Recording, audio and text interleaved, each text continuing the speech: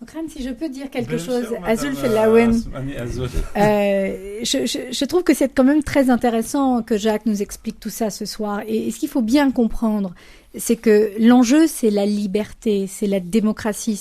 On parle de ça aujourd'hui. On parle des vraies valeurs, on parle des valeurs de la République pour nous en France, mais c'est la même chose partout dans le monde.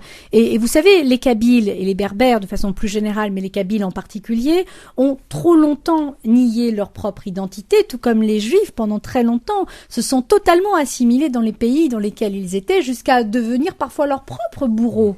Et il y a eu cette prise de conscience, cet éveil, tout comme aujourd'hui il y a une prise de conscience chez les Kabyles, sinon on n'aurait pas la première radio kabyle libre et indépendante aujourd'hui. C'est très important. Il n'y aurait pas des mouvements politiques avec des gens sérieux, des hommes de paix, des hommes de poésie comme Farhat Meheni. Il n'y aurait pas tout ça. Et la seule chose, c'est qu'aujourd'hui les Kabyles veulent revendiquer. Ils revendiquent quoi, les Kabyles? Ils revendiquent leur terre, comme les Juifs revendiquent leur terre. Donc il n'y a pas de débat, surtout on parle de la plus grande démocratie de cette région.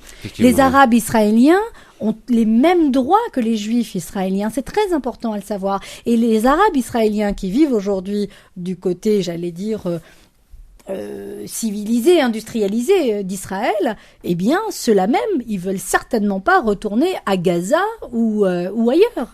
Et effectivement, Jacques a raison de rappeler aussi l'histoire. Parce que je crois que nous-mêmes, nous avons été toujours victimes de notre histoire, que l'on s'est laissé globaliser, que l'on s'est laissé fanatiser par d'autres qui ont parlé en notre nom contre nos propres intérêts. C'est vrai ou pas? Effectivement. Eh bien, c'est exactement la même chose. Israël, aujourd'hui, a un État, grâce à Dieu, et il faut vraiment qu'il y ait des passerelles de fraternité, de liberté et de paix.